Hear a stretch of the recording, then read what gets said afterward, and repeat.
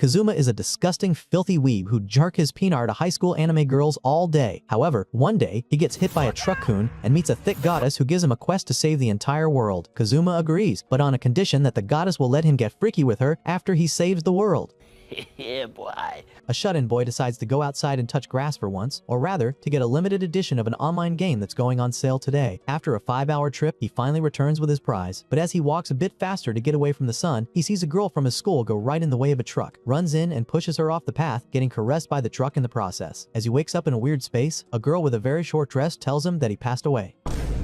He asks the lady if the girl he pushed out of the way survived, and the lady says that yes, but she would have survived anyway. She laughs and explains that what he thought was a truck was actually a tractor, and he passed away from shock, and that he wet himself too, and even the doctors laughed at him. After the boy understandably has a crash out over this, she introduces herself as Aqua, a goddess that guides young souls to the afterlife. She offers him two choices, to either reincarnate or go to the afterlife, but warns him that there's nothing to do in heaven anyway. But then she starts describing a world where a villain called the Devil King threatens the peace of the world, and the population is declining since a lot of people straight up refuse to reincarnate. She then offers to reincarnate him into that world with a bonus of keeping his memories and even having a shiny new special ability or a piece of equipment to make a change for the better in the declining world. The boy asks if he'll have to learn the local language, but the goddess pulls out a book and quickly explains that she can overload his brain for a moment to learn it instantly, but there is a tiny microscopic chance that this will make his brain explode. Good thing it's not math. Anyone going into that world would be finished. He's dubious about all this, but then she moves on to making him pick a special ability or equipment. As he looks through the list, she hurries him up, saying that he'll be a shut-in there too anyway, which causes him to get upset and say that he will choose her to go with him. Little does he know this will bring him a lot more trouble. An angelic girl suddenly appears and says that this does not break the rules, bidding the shocked Aqua a farewell. She screams that she has no fighting ability to speak of, just the power of healing, but it's just too late, and as the boy cackles from pulling one over Aqua, the angel lady says that if they defeat the Demon King, they will get any of their wishes granted. And with this, the two finally get sent to their destination. They find themselves at Axel, the town of beginning adventures. The boy gets excited seeing a completely different magical world. Meanwhile, Aqua prays for this man's downfall. When he says that she should stop acting crazy and give him some starting gear, she grabs and shakes him, scaring passers-by, shouting that she can't go back and doesn't know what to do now. The boy says that there must be a guild around since it's such a video game-ish world, and asks Aqua where it is since she's a goddess. But she doesn't know everything about this world, so he just gives up on the useless goddess and moves on. When they finally find the guild, a guy inside calls her clothes weird and says he hasn't seen them before, but is friendly enough to point them to the reception desk. Aqua is impressed by the boy talking with the man smoothly and wonders why he was a shut-in with no friends or girlfriends, prompting the boy to get angry once more. When they get to a reception desk, they find out there's a registration fee, and the useless goddess didn't arrange anything for them since they left in haste. As they get to a table in the guild to reorient themselves, Aqua calls the boy unreliable after all, telling him that she's going to try something herself now. She approaches a priest and reveals that she's the object of worship for the religious order of Axis, the goddess Aqua, but the priest says he's from the Eris sect instead. Turns out Eris is a subordinate of Aqua, and the priest does lend them some money, but tells her not to impersonate a goddess, causing Aqua to have a little mental breakdown. The two return to the reception desk to put in the registration fee, and the receptionist explains that they will get a registration card to track how many monsters they've defeated, raise their level, and acquire new skills. She tells the boy to put his hand over the crystal that imprints his stats over the card and tells him to choose his class according to stats. When the process finishes, the receptionist reads the information on the card out loud, and we finally find out that the boy's name is Kazuma Satu. As for his stats, they're average across the board, with higher intelligence and luck, which prompts the receptionist girl to suggest that he should be a merchant instead. Put the fries in the bag, son. He's understandably upset, but just picks the adventurer class, which is the most common. It's the complete opposite for Aqua, because all her stats are high except abysmal intelligence and luck. The receptionist beams and says she can be anything except the wizard class, so Aqua decides on being an archpriest. A crowd gathers to marvel and praise her, messing up Kazuma's mood even more. Even then, he's excited about his new life of adventure. A montage ensues in which Kazuma and Aqua work hard as day laborers who sleep in the horse stables, and only after some time does Kazuma realize that this is definitely not what he signed up for. It seems like all the monsters nearby have been defeated, so there's no starting jobs for the two of them to do. But out of nowhere, Aqua says that they should get away from the town and finally find some quests to go on, even if they're still only level 1. As Kazuma is watching Aqua sleep soundly on the hay in the stable, he laments his current situation of being a low-rank adventurer. As Aqua wakes up, he scolds her for sleeping in until noon on the day they wanted to go on a quest, and then wonders why everything is so peaceful when the world is supposedly in peril. Aqua explains that this town is the farthest away from the Devil King's castle, so it's good for scrub adventurers, then gets up to finally get ready for the quest. The quest they've chosen is to slay 5 giant toads in 3 days, but it's not as simple as it sounds. As Kazuma runs away from the monster, Aqua laughs at him and demands to be treated with respect and reverence for her help, but the frog goes for her instead and almost eats her whole. Fortunately, or unfortunately, the frog stops moving while trying to eat Aqua, so Kazuma manages to rescue her. Aqua hugs Kazuma, but she's all slimy and upset, so she gathers her power and attacks another toad to cool off. She pulls out an impressive skill called God Blow, but it does absolutely nothing to the toad, and she gets swallowed again. At the end of the day, they manage to slay 2 giant toads. They get a middling pay for their progress and start thinking on what to improve while eating dinner. Kazuma thinks that as rookies they won't be able to find allies to recruit into the party, but Aqua thinks since she's an archpriest there will be interest in that after all. The next day, they put out a recruitment offer and waited near the board, but nobody came. Thinking that the requirement of having an advanced job is too much, Kazuma says that they should lower the entry point, but then a pipsqueak with a staff approaches, talking almighty. She calls herself Megumin and says she's an arch wizard, but then collapses out of hunger. When Kazuma asks why she wears the eye patch, Megumin starts saying it's a seal to suppress her extraordinary powers, then immediately dials back and says it's just for looks. Aqua says that since she has a red eye, she must be a crimson demon, and they're born with great magical talents. As they look through her ID card, they realize the odd girl is not lying, and she has a really high magic stat, so Kazuma finally treats her to some food. Later on, they finally go out on a quest, and Megumin says that she needs time to prepare her spell, so Kazuma and Aqua decide to distract the toad approaching them, while Megumin prepares to blast away the farther one. Aqua mentions she's a goddess out loud, and Kazuma tries to hide that fact by calling her crazy, so she gets pissed off and rushes in to attack the toad, only to get swallowed again. I imagine this is how League of Legends players feel. As Kazuma watches all this happening, Megumin finishes chanting her explosion spell, and summons an impressive pillar of fire at the spot where the farther frog was. Another frog wakes up from a nap from all the commotion, but when Kazuma calls for Megumin, he finds her completely passed out on the ground. She explains that a spell with this power takes all of her magic, and promptly gets swallowed by the woken up frog, so now Kazuma has to save both Megumin and Aqua. They come back to town all covered in frog goo, but at least they completed the quest. Kazuma asks Megumin to use weaker spells, but she says the explosion magic is all she can do. When asked why, she passionately explains that she loves explosion magic above all else, so even if her learning other magic would make quests easier, she's not willing to compromise.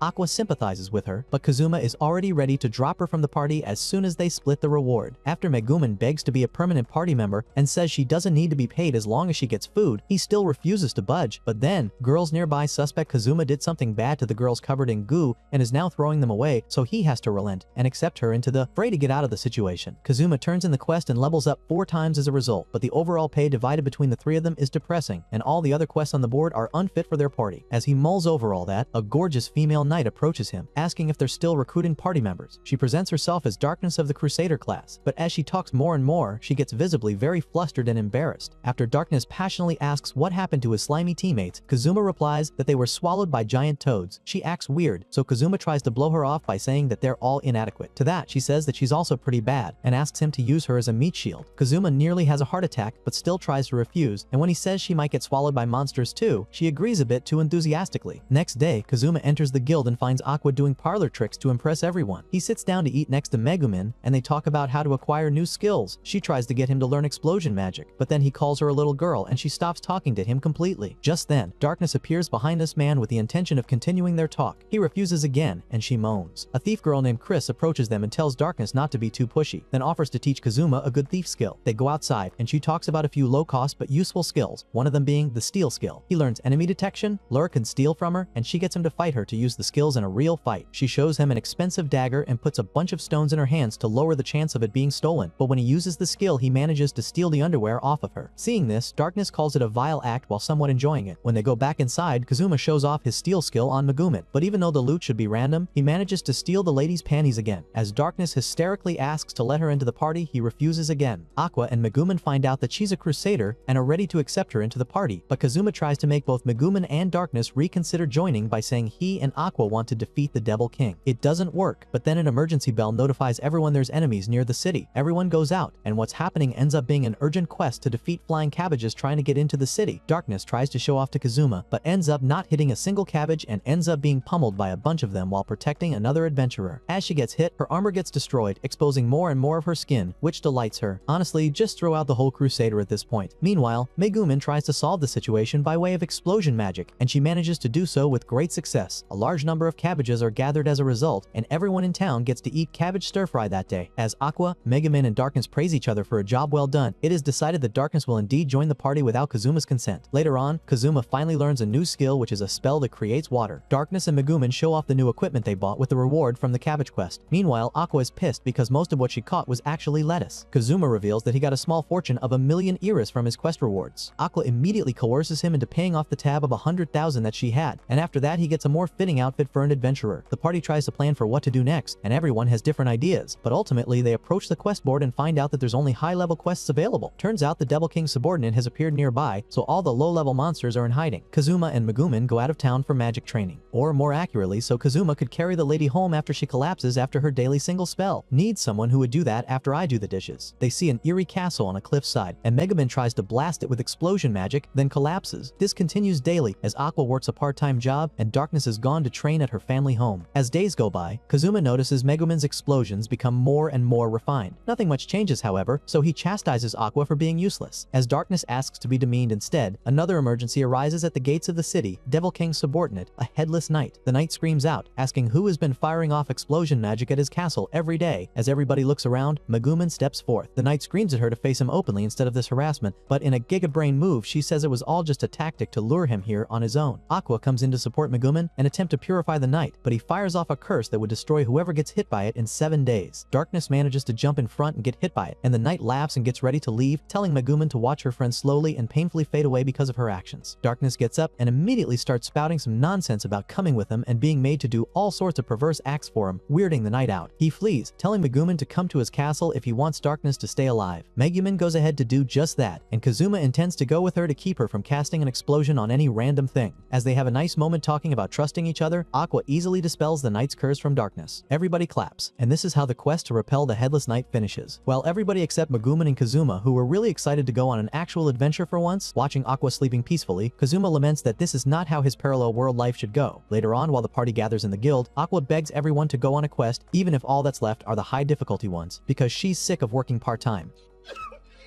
Relatable. Kazuma sends Aqua off to find a quest on the board, but swoops in and stops her when she pulls some insane quest from there. They end up choosing a quest to purify the town lake so the brutal alligators residing there would move to a different habitat, so the alligators won't hurt Aqua while she purifies the lake. They put Aqua in a cage. Now if only they could protect her from herself. While the rest of the party is located at a safe distance from the lake, they engage in light conversation. 2 hours in, the alligators finally notice the useless goddess in the cage and start attacking it. Aqua frantically tries to purify the water faster while the alligators play with the cage in all sorts of ways. Finally, 7 hours into the quest, the lake is purified and everyone approaches Aqua's cage. They call out to her, but she's unresponsive, only saying that she doesn't want to get out of the cage anymore, and not even everyone leaving the full reward to Aqua is enough to snap her out of it. Somewhere else, a party ruled by Mitsurugi Kyoya, another guy who reincarnated here after his demise in our world, is fighting an ancient dragon. He uses his cursed sword, Graham, to finish the dragon off once and for all. After they go back to the city, his party members start fighting over his attention, but all he's thinking about is the promise to save this world that he made to Aqua before he came to this world. Suddenly,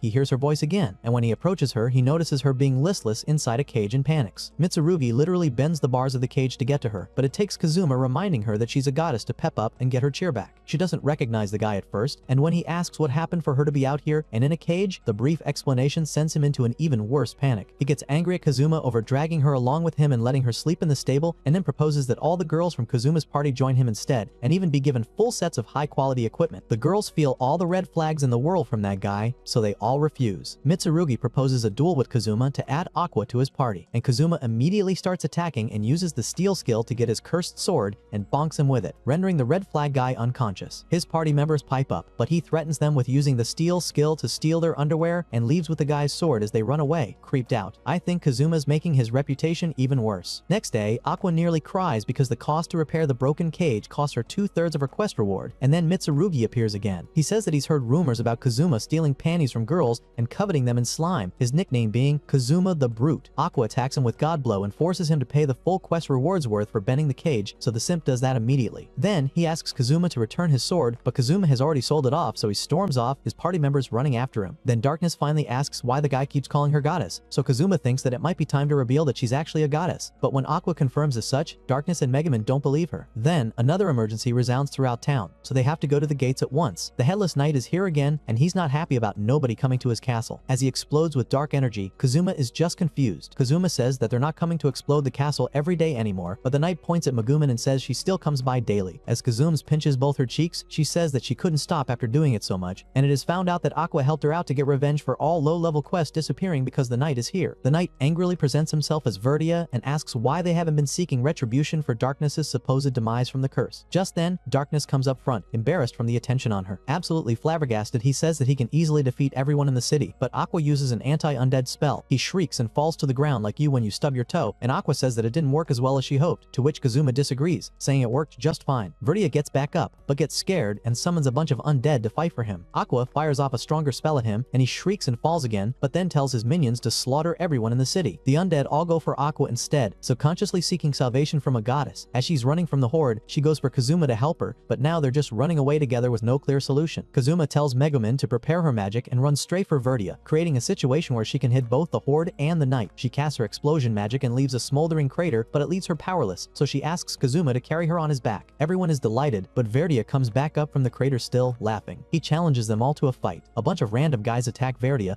but he throws his helmet up, which causes an eye to appear up in the sky. The knight's movement gets fluid and fast, so he defeats all of them within a moment. Someone in the back says that Mitsurugi will arrive soon enough and defeat him, but Kazuma has his doubts about that. The knight advances, and the first line of defense is Darkness standing in his way. Their swords clash, and Darkness loudly talking about him possibly doing lewd things to her weirds Verdia out. Then, she goes for an attack, and of course she misses him even though he didn't move an inch from where he was. We need to check this lady's eyesight. The knight attacks, chipping away at Darkness's armor and making her think of even weirder stuff. Using the moment, Kazuma uses a spell to create water, then freezes it to make it harder for Verdia to move. He then uses steel, but it doesn't work, and Verdia easily breaks out of the ice. As Verdia pummels Darkness, Kazuma tries to think of what would be his weakness in a video game. He notices that the knight dodged water swiftly, so he tells all the mages to use water magic on the knight too, forcing him to focus on dodging. Then he asks Aqua if she can cast water spells, and she says that she will if he apologizes for calling her a lame goddess. He doesn't, which upsets her, but she still uses her goddess powers to summon a whole flood. The knight is weakened, but not down for the count yet. As he throws his helmet up again, Kazuma uses steel and manages to steal the helmet. With a grin, he starts playing Kick the Can with the helmet, telling others to do so as well, while Aqua finally gets her staff and casts the sacred spell to finish the knight off. Finally, Verdia disappears. The sky clears up, and Darkness gives out a prayer for the fallen warriors. Turns out they are not so fallen since Aqua just used resurrection on them, so that just embarrasses the Crusader. Not the last time she gets beat red, I'm sure. Next day, Kazuma enters the guild to find everyone except Megumin having a beer. As everyone congratulates them on defeating Verdia, the guild receptionist gives them out a reward of 300 million Eris. Kazuma tells the rest of the party that he plans to live out a peaceful life, and as they argue, the receptionist adds that Aqua's flood caused big damage to the city, and they have to pay 340 million Eris off to fix that, which is diabolical. So, no peaceful life for Kazuma. Kazuma wakes up in the space between life and death again, figuring that he passed away for a second time. Turning back time to after they defeated the knight Verdia, winter came and Kazuma complained that he needed money again. Aqua, not figuring out what this is about, says that she also wants money and she should be spoiled since she's a goddess and saved the entire city. Kazuma, now pissed off, says that he wants money because they're in extreme debt and that she should take care of the debt on her own since she's the one who both saved and destroyed the city. As Aqua begs Kazuma not to leave her alone with the debt, Darkness and Megumin arrive, so they all go to the quest board to look for something decent. After looking at a bunch of insane-sounding quests, they settle on the task of defeating snow sprites in the plains. When they arrive at the snowy plains, there are indeed a lot of sprites floating around. While Kazuma chases them around trying to defeat them, Aqua catches them with a bug net and puts them in bottles so they would always have ice-cold drinks. Megumin gets 8 of them with her explosion magic, but the party gets buried in the snow. Just when they get out, a snow hail arrives, and with it, a strong monster called Winter Shogun. Darkness is excited for the monster to do all sorts of things to her, but then he attacks and straight up cuts half the blade off her sword. Megumin plays dead to not deal with all this, and Aqua says that the snow sprites pick up and realize the thoughts of people wandering the plains, so the Shogun was most likely made from the thoughts of another Japanese person who reincarnated in this world. Aqua says that the Shogun will forgive them if they apologize and prostrate, so she herself does that. Kazuma tries to shove Darkness to the ground, which delights her, but before he can drop his weapon and prostrate properly, the Shogun attacks. Thus, we get to the moment when Kazuma is back at the space between worlds where he met Aqua for the first time. A goddess appears before him and presents herself as Eris, lamenting his unfortunate passing. Then, she says she'll reincarnate him back into Japan into an affluent family so he could lead a life of comfort. He's delighted with the turn of events, but when he looks back on his adventures with Aqua, Megumin and Darkness, tears fill his eyes, and he realizes he was fond of his adventures in that good-for-nothing world after all. Just then, Aqua's voice resounds. She casts recovery magic on him so he can come back now. Eris, however, says that he cannot be revived now that he reincarnated once. To that, Aqua talks smack about that rule, and when she finds out that the goddess who said that is Eris, she exposes her for being so full of herself as to make her name the local currency and wear bread rest pads. After Eris hastily makes an exception to revive Kazuma, she says that this will be their little secret and sends him back to his body. He wakes up back in the snow plains and his head is on Aqua's lap as Darkness and Megumin hug him, crying tears of happiness that he's back. Truly, the only sane person being back in the world should be an occasion for joy. When Aqua asks for gratitude from him, he instead says he'd rather have Eris along with him instead, and only Darkness shielding him stops Aqua from sending him back to her with a punch. Megumin tells him that his death was gruesome and that he was beheaded by the Shogun, so he decides to retire from the quest. Later on, as they rest in the guild, Aqua reveals that she did save one sprite for herself. Kazuma wants to defeat it to get some money, but she refuses, saying that she'll make a refrigerator with it. As Aqua orders some food, Kazuma thinks back on the other goddess he met. As he swoons over the memories of her beauty and grace, Aqua orders a bunch of food and wastes money from their savings for it. Everyone chows down, but Kazuma kinda regrets going back to this world now. Kazuma and Aqua are struggling to make it through the winter. As Aqua watches the fire she made fade away, she tries to burn Kazuma's tracksuit to stoke the fire, but Kazuma snatches it out of her hands before it's totally burned. As they argue, the fire goes out for good. I guess the age of fire has ended. They go into the city, and Kazuma says that he would like a skill that he could use as a main weapon. They enter a shop, and Aqua immediately throws a fit seeing a woman she recognizes, screaming that it's unfair that she's working in a shop while Aqua sleeps in the stables. Kazuma pacifies her by bonking her out of consciousness. They both know the lady, her name is Wiz, and she's a lich and a ruler of the undead, called the No-Life King. They met her on a previous job where she was purifying the spirits in a graveyard, and Aqua took on the job from her. As she serves tea to them, Aqua is still pissed that a lich is living a better life than her, and when Kazuma asks if she could teach him a skill, she explodes. She says that an attendant of the goddess shouldn't learn skills from the undead, and Kazuma has troubles with that statement, but when Wiz learns that Aqua is the head goddess of the Axis sect, she shrieks because her followers are apparently all lunatics. Are you surprised? I am not surprised. After Aqua stops crying and gets distracted by jingling keys or something, Wiz and Kazuma start talking again, and she says that she's impressed he defeated Verdia since his skill with the sword was very well known. Kazuma asks how she knows that, and Wiz casually answers that she's one of the 8 leaders of the Devil King's army. Aqua leaps into action and captures Wiz, probably now seeing her as a bunch of moneybags stacked on top of each other, but Wiz says she's just been charged with maintaining the barrier on Devil King's castle and there's no bounty for capturing her since she never hurt anyone. Wiz says that defeating all the leaders will open the path to the Devil King, and Aqua wants to start right now by defeating the lady. But Kazuma says that even if they did that, they won't be able to defeat the Devil King with their current levels. When Kazuma asks if she's upset that they defeated Verdia, Wiz says that she doesn't care much, and he was the type of guy to roll his helmet under her to look up her skirt anyway. Then she says that she can teach him a skill, but she would have to use it on someone first, and Kazuma volunteers Aqua for the role. Wiz tries to use Drain Touch on Aqua, but she resists, though eventually she lets the lady do it. As Kazuma learns the spell, she tries to use anti-undead magic on Wiz. Wiz gets a bit transparent, but Kazuma stops her before she does more damage. Just then, an old man enters the shop looking for Wiz. Later, Kazuma's party is approaching a villa. Turns out that the landlord would allow them to live in the mansion if they managed to exorcise it, and this is the issue that the old man came in with. Apparently, the spirits here reappear as soon as they're exorcised, but Aqua is, as always, confident in her power. As she does the thing where exorcists tell a whole novel's worth of mansion history as soon as they approach it, the others head in to clean up and assign themselves rooms. Evening comes, and Aqua's still at it outside talking about the spirit of an aristocrat's illegitimate child, but the others are done with cleaning for the day and disperse to rest up before ghosts appear. Kazuma is happy to finally have his own room and bed, and fairly confident in Aqua's ability, but a shriek disturbs his thoughts. When he runs into Aqua's room, it turns out that a bottle of expensive alcohol she's been saving has been opened and freed of its contents, so she blames it all on evil spirits and starts running around the place to punish every last spirit she comes across. Kazuma calmly goes to sleep as this is happening, but when he wakes up in the middle of the night, there's a creepy doll in his room that wasn't there before. As he closes his eyes to calm himself down, a lot of ghost dolls appear around him, terrifying him even more. As he runs to Aqua's room, he instead finds Megumin there. He asks what happened, and she says she also encountered the dolls and was waiting for Aqua to come back and protect her. Turns out they both woke up needing to use the bathroom, and when Kazuma tells her to close her eyes so he could use the veranda, she clings to him, emphasizing the importance of teamwork in times like these. However, before they can go for number 1 in a party, they see a bunch of dolls in the window. They run out and find the bathroom, and Megumin goes first, but before she's even halfway done, the dolls appear in the hallway, and Kazuma barges in and runs away with Megumin. They run into a storage room, and Megumin starts chanting for her explosion magic, but before she can finish, the door into the room shakes. Kazuma tells Megumin to run while he'll try to use Drain Touch on as many dolls as he can, but when he opens the door, he hears a thud. They find Aqua out cold with a bruise on her head from the door he swiftly opened, a bunch of unmoving dolls surrounding her, and Darkness standing right there next to all that. Next day, they get the reward for the quest to exorcise the spirits from the receptionist, and she tells them that there's a special reward in there too because the spirits haunted the house from someone putting up a barrier on the graveyard close to it. Turns out that someone was Aqua, who didn't bother exorcising the spirits from the graveyard where they met Wiz, and instead put up a barrier and hoped for the best. Kazuma refuses the special reward from the guild, and the party finally settles into the mansion for good. As Kazuma cleans up the grave of the aristocrat child on the grounds of the mansion, Wiz visits and remarks that everything here happened for the best, congratulating them on their new place. As Aqua calls him in for lunch, Megumin says they're out of wood for the fire fire, so of course Aqua says to throw his tracksuit in, so he rushes inside to stop that from happening again. As Megumin and Darkness play chess, Kazuma lounges around in front of the fire. Aqua comes in and tells him to relinquish his spot, calling him a low-leveled newbie because she's the highest level in the party. Kazuma notices that her stats never improved, but she says it's because they were maxed from the start. Not the flex you think it is. He stands up from his spot, crying because now he knows her low intelligence stat will never get better. As he walks around town, he spots two adventurers he got to know recently called Keith and Dust. They act shifty, and when he asks them what's going on, they say it's because there's a shop nearby that's run by succubi giving you really nice dreams. Safe to say, Kazuma is interested. When they enter, the place is full of ladies dressed in about as little as you'd expect in such a place. When one of the ladies shows him to the sign-in table, he meets the guy who welcomed them into the guild way back, happily making his way deeper in. The lady approaches him and explains how it all works. Since many adventurers sleep in stables, there's not much chance for them to relieve their needs, so the succubi open this place up to fulfill that need, and the amount of vitality they take is minuscule. She gives him a sign-in sheet and explains that he can be anyone in the dream, and any girl, whether real or not, is fine. But if he drinks too much that day, they won't be able to give him any dreams. Kazuma comes back to dinner, and it turns out Darkness's family sent a bunch of crabs and liquor to congratulate them on finally getting their own place. The crabs are so delicious that they can't stop eating them, and Aqua shows Kazuma how to drink liquor from a crab's shell. Pretty fancy. As he gets the bottle, he remembers that drinking is a no-go for tonight, so he tries to endure. When Darkness tries the same trick and says that it's a great way to drink, he still tries to endure. It's hard to continue, so to everyone's surprise, he turns in early. That's right, Kazuma, never surrender. However, he's so excited that he can't sleep, so he goes to take a bath to relax. Kazuma dozes off in the bath, and when he wakes back up, the lantern flame in the room has gone out. Darkness enters the room, and it's at this point that he figures that this is a dream, so he just goes along with it, acting aloof. She gets really embarrassed and falls down, but he nonchalantly stands up and gets out of the bath. Then, he sits down on a seat and asks her to wash his back while her brain is exploding from what's happening right now. When she asks what would happen if Aqua or Megumin found out, he blurts out that they could go in the bath all together anyway. Comment if you're calling the cops on this man.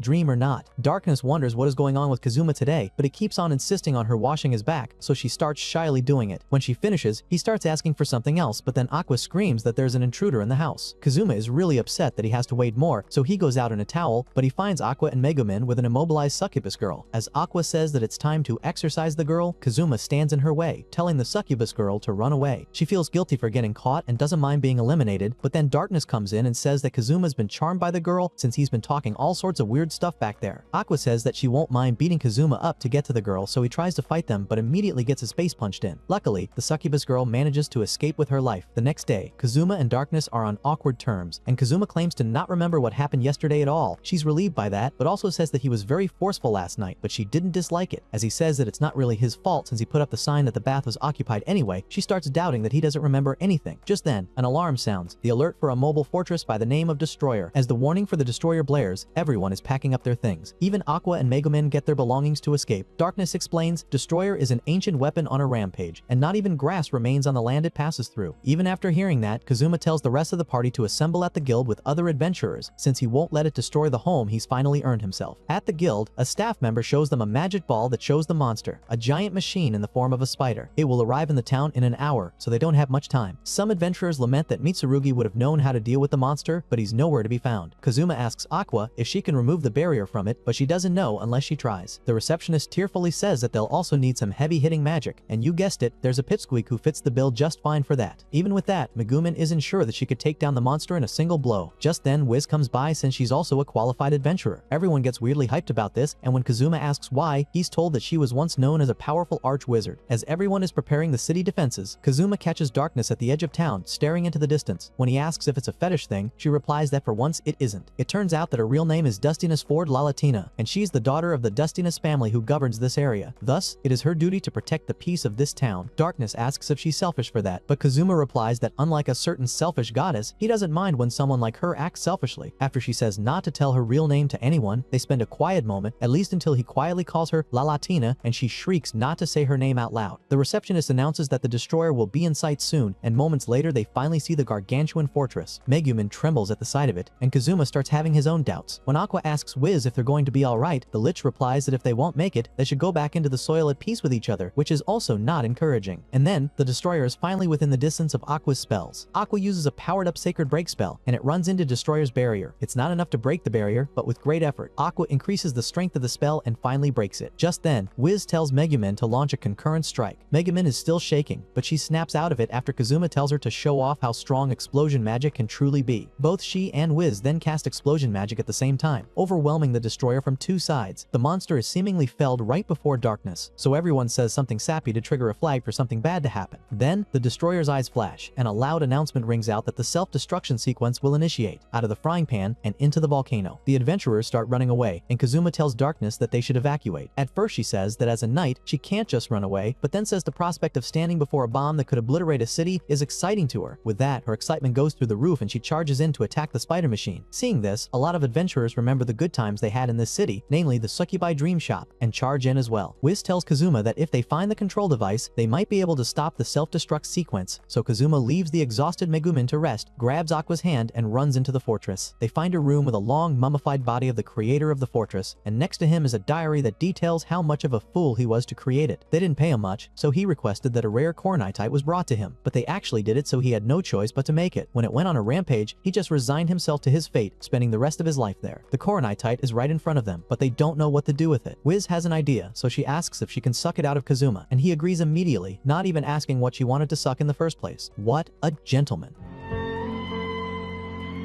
Then she uses Drain Touch on him and he momentarily becomes a raisin. Wiz says that now she can use teleportation magic, but it can only be a random teleport, so she doesn't know where it will land. Kazuma says to do it anyway, bidding on his good luck to save the day. And so, she does, and the Coronitite disappears. They go out to the deck and notice Darkness standing there, and her keen senses tell her that it's not over yet. Just then, the fortress starts to glow red. Wiz says that the fortress is going to explode due to internal heat, so there was no reason to send the Coronitite away anyway. Kazuma is thinking they should explode it again, but Wiz has no more magical power. He tries to drain some from Aqua to give to Wiz, but Aqua says that her holy power will make Wiz disappear. Just then, Megumin arrives on the back of an adventurer ready to start blasting. Wiz tells him that skin contact closer to the heart makes Drain Touch more effective, so Kazuma touches both Megumin's and Aqua's back of the neck to make a transfusion of energy from one to the other, though Megumin takes a bit more than she needs to produce a truly terrific spell. Then, she casts the explosion magic of an extraordinary power. After the battle, everything returns to normal. As Kazuma thinks of his adventures in retrospect, even his silly allies and harsh life in the stables start to seem like trials to make him grow stronger. As he smiles, thinking that this was a long tutorial, Aqua comes in, saying some knights came from the Imperial capital. When they finally meet the knights in the Adventurers Guild, not everything is as rosy as expected. He is suspected of the crime of subversion to the state and blamed for the teleported Coronitite destroying Overlord Aldart's mansion. As everyone panics, Kazuma wishes that the next world he goes in would be less nonsensical. And that's it for the first season. Kazuma's adventures will continue another time, and I think we all hope things go his way. See you next time.